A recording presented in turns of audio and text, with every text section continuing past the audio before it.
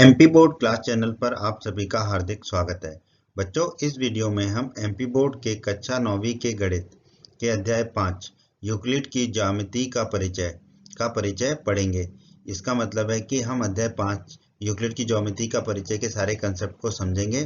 तो वीडियो को आप पूरा देखिएगा अंत तक, जिससे आपको यूक्लिड की ज्यामिति के परिचय के सारे कंसेप्ट अच्छे से समझ में आ जाएंगे। और फिर जब आप अध्याय 5 की प्रश्नावलियों के प्रश्नों को हल करोगे तो आपको अध्याय 5 की प्रश्नावलियों के प्रश्नों को हल करने में बहुत मदद मिलेगी। बच्चों, अगर आप हमारे एमपी बोर्ड क्लास चैनल पर नए हैं और आपने अभी तक अगर हमारे चैनल को सब्सक्राइब नहीं किया है तो सब्सक्राइब बटन को दबाकर हमारे चैनल को सब्सक्राइब कर लें और बेल आइकन को भी दबा दें, जिससे आपको हमारे चैनल के नए नए वीडियोस के नोटिफिकेशन सबसे पहले मिलेंगे। और जब भी आप यूट्यूब पर सर्च करोगे वीडियोस को तो हमारे चैनल के वीडियोस आपको ऊपर नजर आएंगे। और आपको इस अध्याय का कोई भी वीडियो देखना है तो आप आई बटन पर क्लिक करें। आई बटन पर क्लिक करने से आपको इस अध्याय के सभी वीडियोस के लिंक मिल जाएंगे। तो दोस्तों, अध्याय 5 यूक्लिड की ज्योमेट्री का परिचय में हम निम्नलिखित विषयों को पढ़ेंगे। सबसे पहले हम पढ़ेंगे भूमिका कि यूक्लिड की ज्योमेट्री का परिचय क्या है, यूक्लिड कौन थे, उनका योगदान क्या था ज्योमेट्री में, इत्यादि इत्यादि। फिर हम पढ़ेंगे यूक्लिड की कुछ परिभाषाओं को। उसके पश्चात हम पढ़ेंगे कुछ अभिग्रहित को और हम समझेंगे कि अभिग्रहित किन्हें कहते हैं। उसके बाद हम अभिधारणाएं, जो यूक्लिड ने कुछ अभिधारणाएं दी थी, उनको पढ़ेंगे। अभिधारणाएं क्या होती हैं वो भी समझेंगे।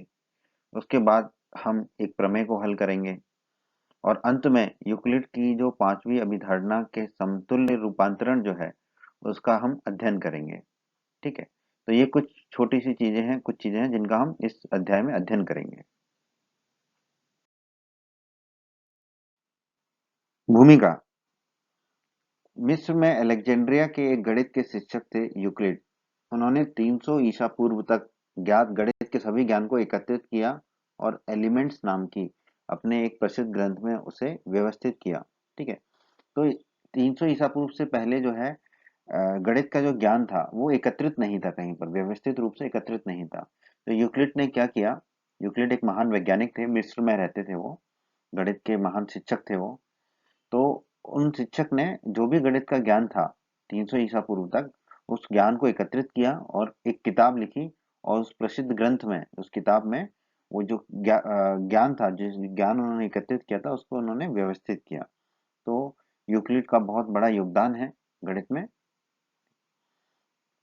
तो इस अध्याय में हम ज्योमेट्री के प्रति यूक्लिड के दृष्टिकोण की चर्चा करेंगे और ज्योमेट्री के वर्तमान स्वरूप से इसे जोड़ने का प्रयत्न करेंगे कि यूक्लिड ने जो तब 300 ईसा पूर्व जो कहा था वो आज के संदर्भ में कितना उचित है और नहीं है, इसकी हम जोड़ने का प्रयत्न करेंगे।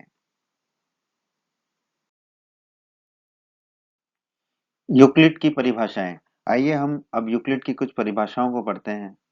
तो यूक्लिड की पहली परिभाषा क्या कहती है, कहती है एक बिंदु, अंग्रेजी में कहें तो पॉइंट, वह है जिसका कोई भाग नहीं होता, मतलब उसकी कोई विमा नहीं होती, ना उसकी कोई लंबाई होती है ना उसकी कोई चौड़ाई होती है।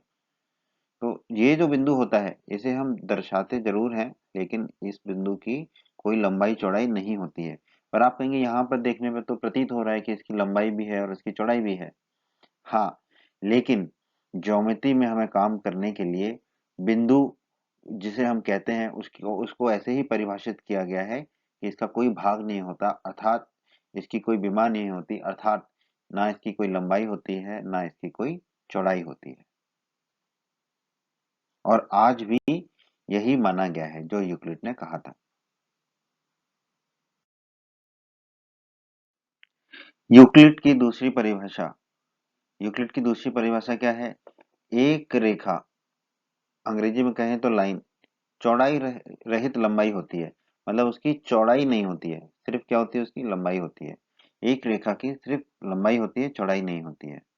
तो देखते हैं, एक रेखा है, ठीक है, तो इस रेखा की जो है सिर्फ लंबाई है, चौड़ाई कुछ भी नहीं है। ठीक है, तो ये यूक्लिड की दूसरी परिभाषा है।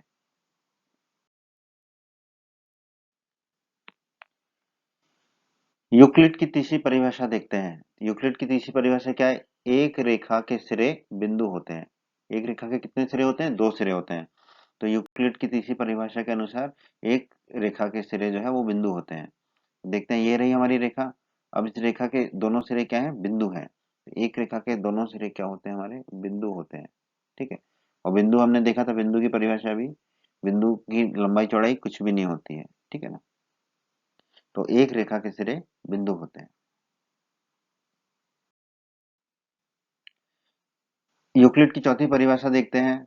यूक्लिड की चौथी परिभाषा है एक सीधी रेखा ऐसी रेखा है जो स्वयं पर बिंदुओं के साथ सपाट रूप से स्थित होती है। इसका मतलब है कि एक रेखा पर सपाट रूप से बिंदु होते हैं। इसको हम देखते हैं, ये जो रेखा है, तो इस रेखा पे सपाट रूप से क्या है? बिंदु हैं। बहुत सारे बिंदु सपाट रूप से हैं। तो एक सीधी रेखा ऐसी रेखा है जो स्वयं पर बिंदुओं के साथ सपाट रूप से स्थित होती है। ठीक है, सीधी होती है। सपाट मतलब सीधा होना। तो ये है यूक्लिड की चौथी परिभाषा। यूक्लिड की पांचवी परिभाषा, एक पृष्ठ, अंग्रेजी में कहते हैं सरफेस, वह है जिसकी केवल लंबाई और चौड़ाई होती है। मतलब कि इसकी लंबाई और चौड़ाई दोनों होगी। जैसे कि हमने रेखा का देखा था, उसकी सिर्फ लंबाई होती है, चौड़ाई नहीं होती। लेकिन पृष्ठ या सरफेस जो होगा, उसकी लंबाई भी होगी और चौड़ाई भी होगी। देख लेते हैं, ये है हमारा पृष्ठ। ठीक है, तो इस पृष्ठ की हमारी ये लंबाई है और ये जो है, ये है इसकी चौड़ाई। तो एक पृष्ठ वह है जिसकी केवल लंबाई और चौड़ाई होती है। तो ये यूक्लिड की पांचवी परिभाषा है।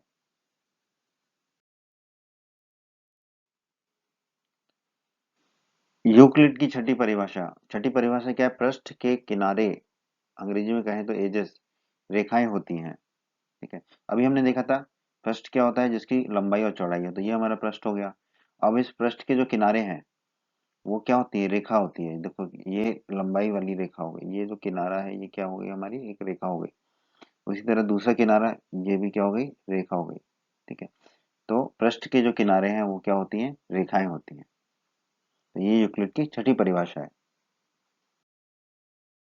यूक्लिड की अगली परिभाषा पढ़ते हैं। घबराइए नहीं दोस्त, ये यूक्लिड की हम आखिरी परिभाषा पढ़ रहे हैं, सातवीं और आखिरी। एक समतल पृष्ठ, ठीक है, या अंग्रेजी में कहें तो प्लेन सरफेस, ऐसा पृष्ठ है जो स्वयं पर सीधी रेखाओं के साथ सपाट रूप से स्थित होता है। इससे पहले हमने रेखाओं का पढ़ा था। रेखा जो है सपाट रूप से स्थित होती है बिंदुओं पर, और जो समतल पृष्ठ है वो किस पर सपाट रूप से स्थित होता है? सीधी रेखाओं पर। ठीक है, इसको हम देख लेते हैं। ये है हमारा समतल पृष्ठ। ठीक है, अब हम देखेंगे कि ये सीधी रेखाओं पर सपाट रूप से स्थित है। ये रही सीधी रेखाएं, सपाट रूप से स्थित है। और ये भी सीधी रेखाएं, इन पर भी सपाट रूप से स्थित है। तो हम कह सकते हैं कि एक समतल पृष्ठ ऐसा पृष्ठ है जो स्वयं पर सीधी रेखाओं के साथ सपाट रूप से स्थित होता है। ये यूक्लिड की सातवीं परिभाषा है। अभिग्रहित, एक्सियोम्स। ठीक है, तो अभिग्रहित क्या होते हैं? इसको हम जानने की कोशिश करते हैं। यूक्लिड ने कुछ गुणों को बिना सिद्ध किए सत्य कथन मानने की कल्पना की। ये कल्पनाएं वास्तव में स्पष्टता सर्वव्यापी सत्य थे। ठीक है, तो हर चीज को सिद्ध नहीं किया जा सकता। ठीक है, जैसे कि शून्य में एक जोड़ेंगे तो एक मिलेगा। ठीक है, तो शून्य, एक, दो, तीन, ये क्या है? इनको हमें मानना ही है ना, ये हमारे अंक हैं। तो इसी तरह यूक्लिड ने कुछ गुणों को बिना सिद्ध किए सत्य मानने की कल्पना की। और ये कल्पनाएं वास्तव में स्पष्टता सर्वव्यापी सत्य थे, क्योंकि वो आज तक असत्य उन्हें कोई बता नहीं पाया, सिद्ध नहीं कर पाया, असत्य सिद्ध नहीं कर पाया। तो सामान्य अवधारणाएं जिन्हें प्रायः अभिग्रहित या एक्सियोम्स कहा गया, वे कल्पनाएं थी जिन्हें निरंतर गणित में प्रयोग किया गया और जिनका केवल ज्योमेट्री से ही विशेष संबंध नहीं था। वो ज्योमेट्री के अलावा अंक गणित से भी उनका संबंध हो सकता था, पर ये कल्पनाएं थी जिन्हें हमें हमने सच मान लिया था। ठीक है, और गणित में प्रयोग किया गया था। तो इन कल्पनाओं को क्या कहते हैं? हम अभिग्रहित, एक्सियोम्स। ठीक है, तो ये आप याद रखिएगा। अभिग्रहित क्या है? कुछ ऐसी कल्पनाएं हैं जो सर्वव्यापी सत्य हैं, जिन्हें आज तक कोई असत्य सिद्ध नहीं कर पाया है। ठीक है, उन्हें हम अब अभिग्रहित कहते हैं। बच्चों, अगर आप हमारे एमपी बोर्ड क्लास चैनल पर नए हैं और आपने अभी तक अगर हमारे चैनल को सब्सक्राइब नहीं किया है तो सब्सक्राइब बटन को दबाकर हमारे चैनल को सब्सक्राइब कर लें और बेल आइकन को भी दबा दें, जिससे आपको हमारे चैनल के नए नए वीडियोस के नोटिफिकेशन सबसे पहले मिलेंगे। और जब भी आप यूट्यूब पर सर्च करोगे वीडियोस को तो हमारे चैनल के वीडियोस आपको ऊपर नजर आएंगे। और आपको इस अध्याय का कोई भी वीडियो देखना है तो आप आई बटन पर क्लिक करें। आई बटन पर क्लिक करने से आपको इस अध्याय के सभी वीडियोस के लिंक मिल जाएंगे।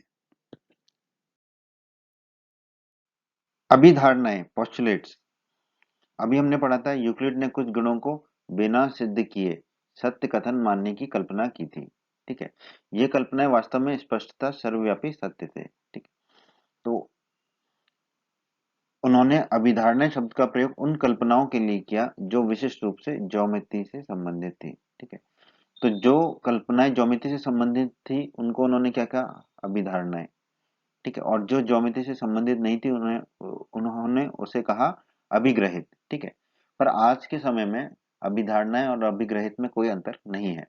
मतलब दोनों को ही हम बिना सिद्ध किए हुए सत्य कथन जो कल्पना कर लेते हैं वो मानते हैं।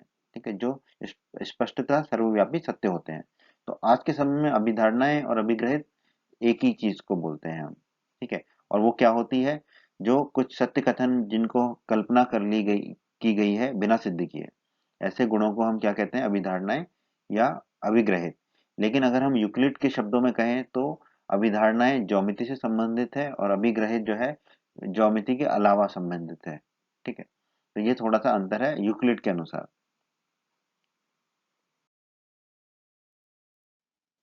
आइए दोस्तों, अब हम यूक्लिड के कुछ अभिग्रहित को पढ़ते हैं। ठीक है, तो पहला अभिग्रहित क्या कहता है? वे वस्तुएं जो एक ही वस्तु के बराबर हो, वो वस्तुएं एक दूसरे के बराबर होती हैं। ठीक है, तो ये जो अभिग्रहित है ये उस समय कल्पना थी, लेकिन अब तो हमें पता है कि ये सत्य है। तो अभी हम देखते हैं क्या है। वे वस्तुएं जो एक ही वस्तु के बराबर हो, तो इसको हम उदाहरण से देखते हैं। जैसे कि ए अगर बी के बराबर है और सी भी बी के बराबर है, तो फिर क्या मिलेगा हमें? ए भी जो है वो सी के बराबर होगा। ठीक है, तो यही यूक्लिड का पहला अभिग्रहित है। वे वस्तुएं जो एक ही वस्तु के बराबर हो, तो यहाँ पर एक ही वस्तु क्या है? बी। ए भी बी के बराबर है और सी भी जो है बी के बराबर है। तो ए किसके बराबर हो जाएगा? सी के बराबर हो जाएगा। तो यही यूक्लिड का पहला अभिग्रहित है। यूक्लिड का दूसरा अभिग्रहित, यदि बराबरों को बराबर में जोड़ा जाए तो पूर्ण भी बराबर होता है। ठीक है, इसको उदाहरण से समझते हैं हम। जैसे कि ए बराबर अगर बी है, तो ए में अगर हम कुछ जोड़ दें और बी में भी वही चीज जोड़ दें, तो उन दोनों का जोड़ क्या है? बराबर होगा। समझते हैं इसको। ए और बी बराबर थे, ए में हमने सी को जोड़ दिया, बी में भी सी को जोड़ दिया, तो ए धन बी किसके बराबर होगा? बी धन सी के। यही यूक्लिड का दूसरा अभिग्रहित कहता है। यदि बराबरों को बराबरों में जोड़ा जाए तो पूर्ण भी बराबर होते हैं। ठीक है, ए बी के बराबर था और ए में जो जोड़ा सी, वही हमने बी में जोड़ दिया सी, तो ए धन सी किसके बराबर हो गया? बी धन सी के। तो ये यूक्लिड का दूसरा अभिग्रहित है। जैसा यूक्लिड का दूसरा अभिग्रहित था, बिल्कुल वैसा ही तीसरा अभिग्रहित है। यदि बराबरों को बराबरों में से घटाया जाए तो शेषफल भी बराबर होते हैं। ठीक है, इसको समझते हैं। जैसे कि अगर ए और बी बराबर हैं, तो इनमें से हम जो भी संख्या घटाएंगे तो उनका घटाव भी बराबर होगा। जैसे कि ए में से अगर हमने सी को घटाया और बी में से भी सी को घटाया, तो ए ऋण सी किसके बराबर होगा? बी ऋण सी के। यही यूक्लिड का तीसरा अभिग्रहित है। यूक्लिड का चौथा अभिग्रहित देखते हैं। वे वस्तुएं जो परस्पर संपाती हो एक दूसरे के बराबर होती हैं। परस्पर संपाती मतलब जो एक दूसरे को ढक दे, एक दूसरे एक के ऊपर एक आश्रय बराबर हो, एक एक के ऊपर एक बराबर हो, तो वो एक दूसरे के क्या कहलाती है? बराबर होती हैं। उदाहरण देखते हैं। जैसे कि एक रेखा ए बी और दूसरी रेखा है सी डी। अगर C D Rekha A B रेखा के ऊपर आ जाए, ठीक है, तो ये परस्पर संपाती कहलाएंगे। तो यूक्लिड के अभिग्रहित के हिसाब से ए बी बराबर क्या होगा? C D. ठीक है, तो यही यूक्लिड का हमारा चौथा अभिग्रहित है। आइए दोस्तों, यूक्लिड के पांचवें अभिग्रहित को देखते हैं। पांचवा अभिग्रहित क्या कहता है? पूर्ण अपने भाग से बड़ा होता है। ठीक है, ये हमें पता है। उदाहरण देख लेते हैं कि अगर a बराबर b धन c है, ठीक है, तो ए के कितने भाग हो गए? 2 भाग हो गए, बी और सी। ठीक है, तो इससे हम क्या निष्कर्ष निकाल सकते हैं? ए जो है वो बी से बड़ा होगा, ए सी से भी बड़ा होगा। ठीक है, तो यही यूक्लिड का 5वां अभिग्रहित है। पूर्ण, पूर्ण मतलब ए है यहाँ पर, पूर्ण मतलब जिसके भाग होंगे। तो ए के कितने भाग हैं यहाँ पे? बी और सी 2 भाग हैं। तो पूर्ण अपने भाग से बड़ा होगा, तो ए जो है वो बी से बड़ा होगा, ए सी से भी बड़ा होगा। ठीक है, यही यूक्लिड का 5वां अभिग्रहित है। दोस्तों, यूक्लिड का 6वां अभिग्रहित देखते हैं। एक ही वस्तुओं के दुगने परस्पर बराबर होते हैं। ठीक है, उदाहरण से समझते हैं इसको हम। जैसे कि बी अगर 2 का दुगना है, बी अगर ए का दुगना है और सी भी ए का दुगना है, ठीक है, तो फिर क्या होगा? बी और सी बराबर होंगे। यही हमारे यूक्लिड का 6वां अभिग्रहित है। एक वस्तुओं के दुगने परस्पर बराबर होते हैं। तो हमने देखा ए का दुगना बी है और ए का दुगना सी भी है, तो बी किसके बराबर होगा? सी के बराबर होगा। यही यूक्लिड का 6वां अभिग्रहित है। यूक्लिड का 7वां अभिग्रहित भी यूक्लिड के 6ठे अभिग्रहित की तरह है। एक ही वस्तुओं के आधे परस्पर बराबर होते हैं। उदाहरण से समझते हैं। जैसे कि ए का आधा अगर बी है और ए का आधा अगर सी भी है, तो बी बराबर क्या होगा? सी होगा, क्योंकि बी भी एक आधा है और सी भी एक आधा है। यही यूक्लिड का 7वां अभिग्रहित है। यूक्लिड का अगला अभिग्रहित देखते हैं। इसे कहते हैं हम अभिग्रहित 5.1। ठीक है, दिए हुए दो भिन्न बिंदुओं से होकर एक अद्वितीय रेखा खींची जा सकती है। अद्वितीय का मतलब है सिर्फ और सिर्फ एक। ठीक है, जैसे कि हम कहते हैं ना ताजमहल अद्वितीय है, क्योंकि ताजमहल जैसा दूसरी कोई इमारत है नहीं दुनिया में। तो अद्वितीय का मतलब होता है सिर्फ और सिर्फ एक। तो ये अभिग्रहित क्या कह रहा है कि दो भिन्न बिंदुओं से होकर सिर्फ एक अद्वितीय रेखा खींची जा सकती है। इसका मतलब है सिर्फ एक ही रेखा खींची जा सकती है। उदाहरण से देखते हैं हम। दो बिंदु है हमारे पी और क्यू, तो इन दोनों बिंदुओं से होकर सिर्फ और सिर्फ एक ही रेखा जा सकती है। तो उस रेखा को हम कहेंगे अद्वितीय रेखा। ठीक है, तो यूक्लिड का 5.1 अभिग्रहित क्या कहता है? दिए हुए दो भिन्न बिंदुओं से होकर एक अद्वितीय रेखा खींची जा सकती है।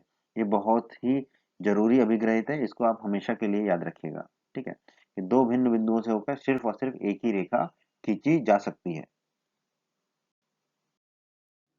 बच्चों, अगर आप हमारे एमपी बोर्ड क्लास चैनल पर नए हैं और आपने अभी तक अगर हमारे चैनल को सब्सक्राइब नहीं किया है, तो सब्सक्राइब बटन को दबाकर हमारे चैनल को सब्सक्राइब कर लें और बेल आइकन को भी दबा दें, जिससे आपको हमारे चैनल के नए नए वीडियोस के नोटिफिकेशन सबसे पहले मिलेंगे। और जब भी आप यूट्यूब पर सर्च करोगे वीडियोस को, तो हमारे चैनल के वीडियोस आपको ऊपर नजर आएंगे। और आपको इस अध्याय का कोई भी वीडियो देखना है तो आप आई बटन पर क्लिक करें। आई बटन पर क्लिक करने से आपको इस अध्याय के सभी वीडियोस के लिंक मिल जाएंगे। आइए अब हम यूक्लिड की कुछ अभिधारणाओं को देखें। यूक्लिड की पहली अभिधारणा क्या कहती है? एक बिंदु से अन्य बिंदु तक एक सीधी रेखा खींची जा सकती है। ठीक है, इसको देखते हैं। एक बिंदु, दूसरा बिंदु। अब इन दोनों बिंदुओं को मिलाएंगे तो एक क्या खींच सकते हैं हम? सीधी रेखा। एक बिंदु से दूसरे बिंदु तक हम एक सीधी रेखा खींच सकते हैं, यह हमें पता है। ठीक है, तो यही यूक्लिड की पहली अभिधारणा थी कि जो रेखा होगी वो क्या होगी? सीधी रेखा होगी। एक बिंदु से दूसरे बिंदु तक एक सीधी रेखा खींची जा सकती है।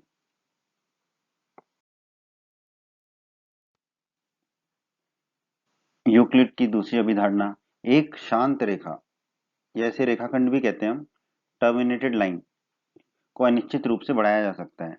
ठीक है, तो देखते हैं। पहले देखते हैं शांत रेखा किसे कहते हैं। तो ये है हमारी शांत रेखा जो एक जगह से शुरू होती है और दूसरी जगह पे खत्म होती है। तो यूक्लिड की अवधारणा क्या कहती है कि इसको हम अनिश्चित रूप से बढ़ा सकते हैं। तो हम अनिश्चित रूप से इसको किसी भी तरफ बढ़ा सकते हैं। बाईं तरफ भी बढ़ा सकते हैं और दाईं तरफ भी बढ़ा सकते हैं और दोनों तरफ भी बढ़ा सकते हैं। यही यूक्लिड की दूसरी अभिधारणा है कि एक शांत रेखा को अनिश्चित रूप से बढ़ाया जा सकता है।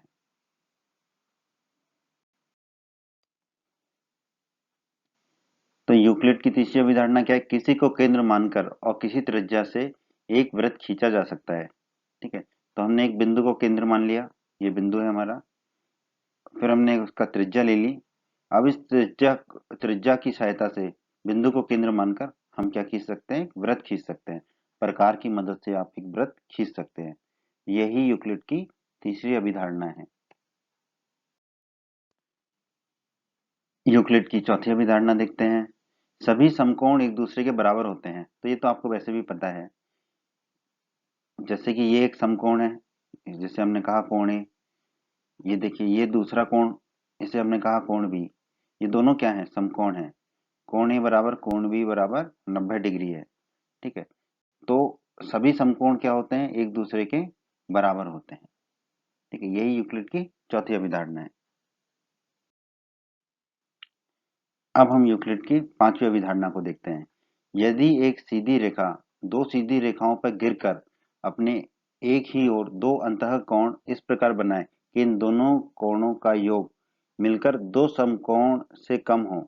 दो समकोण से कम हो मतलब 180 डिग्री से कम हो, क्योंकि दो समकोण कितने होंगे? 180 डिग्री। तो वे दोनों सीधी रेखाएं अनिश्चित रूप से बढ़ाए जाने पर उसी ओर मिलती हैं, जिस ओर यह योग दो समकोण से कम होता है। ठीक है, तो ये अभिधारणा आपके लिए थोड़ी सी नई है, तो इसको हम चित्र की सहायता से समझते हैं। दो रेखाएं हैं, ए और बी, और दूसरी रेखा है सी डी। इन दोनों रेखाओं को एक रेखा काटती है पी क्यू। ठीक है, अब पी क्यू ने इन दोनों रेखाओं को काटा, तो इन दोनों रेखाओं के काटने के बाद एक बाईं तरफ मिला हमें हिस्सा और दूसरा हिस्सा दाईं तरफ मिला। तो बाईं तरफ के जो कोण है वो कोण है कोण एक और कोण दो। ठीक है, कोण एक और कोण दो। तो अगर इन कोणों का योग दो समकोण से कम होगा, ठीक है, दो समकोण का योग कितना होगा? 90 डिग्री धन 90 डिग्री बराबर 180 डिग्री। तो इन दोनों कोणों का योग 180 डिग्री से अगर कम होगा, तो ये दोनों रेखाएं जो है उस दिशा में जाके आगे जाके मिलेंगी। ठीक है, एक दूसरे को काटेंगी, एक दूसरे को ये दोनों रेखाएं काटेंगी। तो यही यूक्लिड की पांचवी अभिधारणा है कि जिस तरफ वो कोणों का योग 180 डिग्री से कम होगा या दो समकोण से कम होगा, उसी दिशा में वो दोनों रेखाएं मिलेंगी, एक दूसरे को काटेंगी।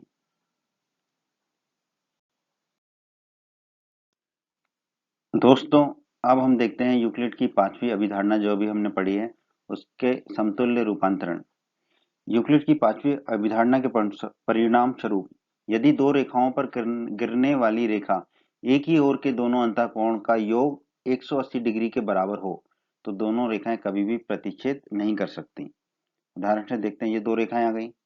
अब इनको जो रेखा काट रही है, ठीक है, अगर जो इस कोण बन रहे हैं, इन दोनों कोणों का योग अगर 180 डिग्री है, तो ये दोनों रेखाएं कभी भी एक दूसरे को प्रतिच्छेद नहीं करेंगी, अर्थात ये दोनों रेखाएं क्या होंगी? एक दूसरे के समानांतर रेखाएं होंगी। ठीक है, और अगर एक तरफ के कोणों का योग 180 है, तो दूसरी तरफ के कोणों का योग भी 180 ही होगा।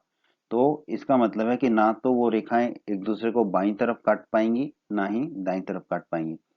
तो अगर दो रेखाएं एक दूसरे को नहीं प्रतिच्छेद कर रही हैं, काट रही हैं, तो वो दोनों रेखाएं क्या होती हैं? समानांतर रेखाएं कहलाती हैं। यही यूक्लिड की पांचवी अभिधारणा के समतुल्य रूपांतरण है। इस अध्याय में एक प्रमेय है, प्रमेय 5.1। ये प्रमेय क्या कहती है? दो भिन्न रेखाओं में एक से अधिक बिंदु उभयनिष्ठ नहीं हो सकते। उभयनिष्ठ मतलब एक दूसरे को काट नहीं सकते। ठीक है, तो दो भिन्न रेखाओं में एक बार तो वो काट लेंगी दोनों रेखाएं अपने आप को, पर एक से अधिक बार नहीं काटेंगी। तो उनमें सिर्फ एक ही बिंदु उभयनिष्ठ होगा, एक से अधिक नहीं होगा। एक तो होगा पर एक से अधिक नहीं होगा। ठीक है, तो अब हम इसे सिद्ध करते हैं। हमने यहाँ पर दो रेखाएं मान ली, एल और एम। ठीक है, थोड़े समय के लिए हम यह मान लेते हैं कि दोनों रेखाएं दो बिंदुओं पर काट रही हैं, एक दूसरे को प्रतिच्छेद कर रही हैं। वो बिंदु हैं पी और क्यू। ठीक है, इस प्रकार दो भिन्न बिंदुओं पी और क्यू से होकर जाने वाली आपके पास दो रेखाएं हैं, एल और एम। परंतु हमने अभिग्रहित 5.1 में पढ़ा था कि दो भिन्न बिंदुओं से होकर केवल अद्वितीय रेखा खींची जा सकती है। अद्वितीय मतलब सिर्फ और सिर्फ एक ही रेखा खींची जा सकती है। तो वो रेखा या तो एल होगी या एम होगी। तो हम कह सकते हैं, इससे निष्कर्ष निकाल सकते हैं कि दो भिन्न रेखाओं में एक से अधिक बिंदु उभयनिष्ठ नहीं होगा। यही हमें सिद्ध करना था। तो ये प्रमेय को हमने ऐसे सिद्ध कर दिया। इस तरह की बहुत सारी प्रमेय आएंगी दोस्तों अगले अध्यायों में, जिनको हम पढ़ेंगे और सिद्ध करेंगे। तो ये अध्याय बहुत ही आसान है दोस्तों, और आपको समझ आया होगा उम्मीद करता हूँ। और अब आपको परिचय पढ़ने के बाद इसकी प्रश्नावलियों को हल करने में बहुत मदद मिलेगी।